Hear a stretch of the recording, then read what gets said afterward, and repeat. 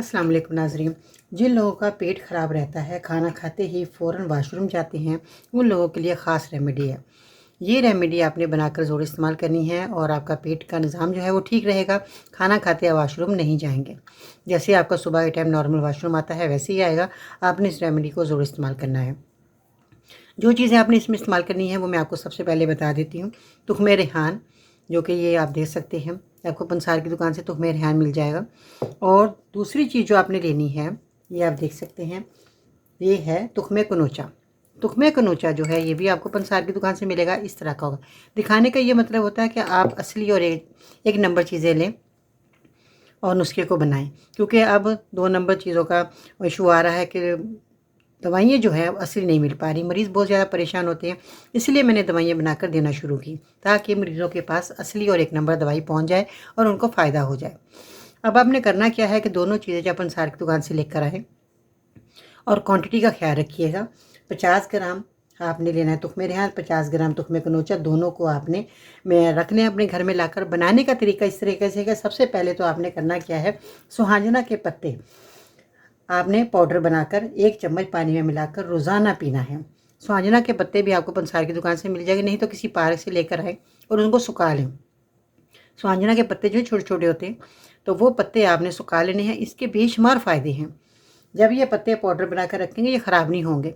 100 ग्राम लें या 200 ग्राम पत्ते हों आपके पास, इनका पाउडर बनाकर आप रख सकते हैं। अब आपने पानी में 1 चम्मच मिलाना है और इसको आपने पी लेना है। 3 महीने लगातार आपने सुहांजना के पत्तों का पाउडर पीना है। दवाई के तौर पर आपने तुख़्मे रेहान, तुख़्मे कनोचा को आधे गिलास पानी में मिलाएं और इसका लुआब जब बन जाए तो ये आपने लुआब पीना है। तुख़्मे कनोचा कितना डालना है आपने, इसका भी पाउडर बना कर रख लें, ये भी पाउडर बन जाएगा। आधा चम्मच आपने तुख़्मे कनोचा का, आधा चम्मच आपने तुख़्मे रेहान का 1 गिलास पानी में डालकर इसको भिगोकर रात भर रखें। सुबह को आपने ये लुआब बन जाएगा, बहुत लेसदार हो जाएगा। फिर आपने इसको पी लेना। ये थोड़ा सा पानी और मिला के सुबह के टाइम आप इसको पिएँ।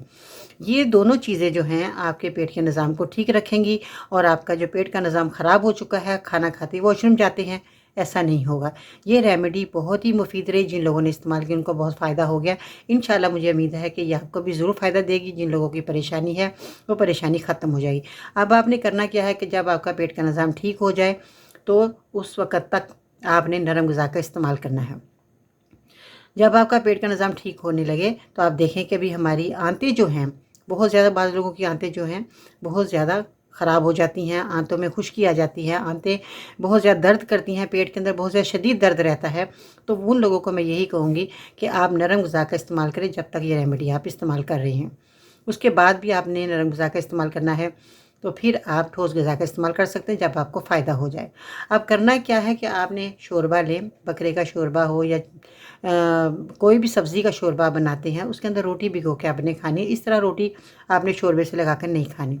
रोटी आपकी नरम हो जाएगी, फिर वो आप इस्तेमाल किया करें। दलिया, खिचड़ी, साबूदाना आप ये इस्तेमाल करें। नरम ग़िज़ा ये है। खिचड़ी आप इस्तेमाल कर सकते हैं। हरे छिलकों की जो दाल होती है, हरे छिलकों वाली दाल, उसकी आपने चावल डाल के खिचड़ी बना लिया करें, ये आप इस्तेमाल करें। तो इस तरीके से आपने रोटी का भी इस्तेमाल करना है। बकरे के गोश्त के शोरबे के अंदर आप रोटी भिगो कर खाएँ, यानी कि भिगो कर रोटी खानी है, आपने इस तरह रोटी नहीं खानी। तो रोटी नरम हो जाएगी तभी आपकी आंतों को फ़ायदा देगी। और ये भी आपने नुस्खा इस तरह इस्तेमाल करना जिस तरह मैंने आज आपको बताया। तो ये रेमेडी आपको मायूस नहीं करेगी। आप लोगों से दरख्वास्त करती हूँ कि मेरे चैनल को सब्सक्राइब लाज़मी करें और फेसबुक अकाउंट पे विज़िट करें। अगर आप टिकटॉक पे वॉच कर रहे हैं तो टिकटॉक पे मेरा अकाउंट फॉलो करें बाजी परवीन के नाम से। इंशाअल्लाह ताला फिर मिलते हैं नई रेमेडी के साथ। जी अल्लाह हाफ़िज़।